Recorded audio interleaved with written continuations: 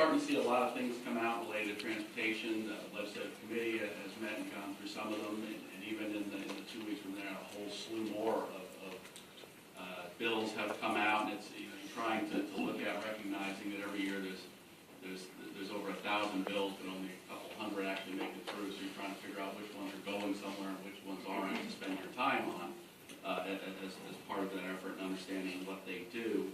There are a couple things out there though that we are certainly paying attention to. The DOT bill is not out yet, but we've seen drafts of it. There are things in that. One of them is the creation of regional tollway authorities, and one of those tollway authorities includes Citrus County as part of it. And it really is kind of, those tollway authorities are based on the issue of new corridors in the state of Florida, looking at various areas in the state of Florida for tollways.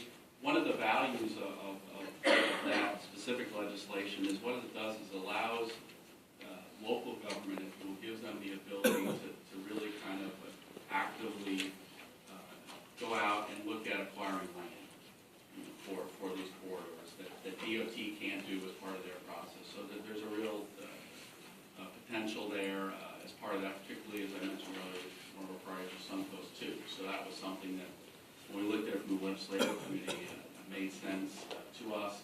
And really what they're doing is they're structuring it in such a way that we recognize we need partners for transportation projects, financial partners. So as you have financial partners, the amount of money you put in basically, and say you toll it as a scenario, the revenue that comes back, it's the same percentage you get back. So that seems to be what the approach is with that specific piece of legislation. We're also seeing some legislation out there that we're aware of in both the House and the Senate related to what we call, in the House, is community transportation projects, in the Senate it's transportation development. Still trying to get a handle on kind of what it is and where it's going. But what it does though is it really does change and has the potential to change some of the activities that have happened at the local level.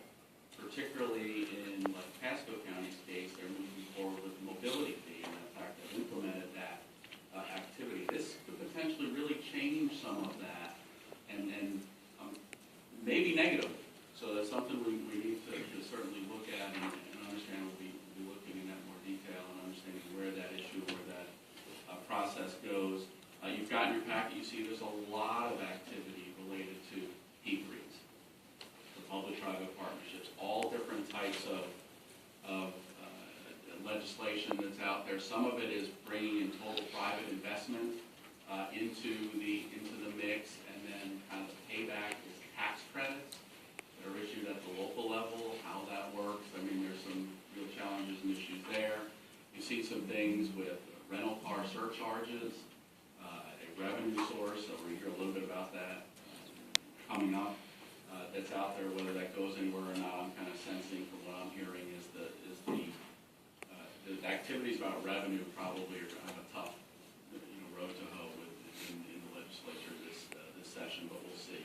So those activities are out there. We've also been working with our partners, the NPOs and the CCC, and we've talked about previously about making some administrative changes to both legislations just so that we're more closely affiliated. The fact that we update our plan every 2 years, they do theirs every 5, put them together, makes a lot of sense, use the same data, go out at the same time, so it all does really coordinate very effectively and efficiently, work together and kind of look at merging the CCC within TBARTA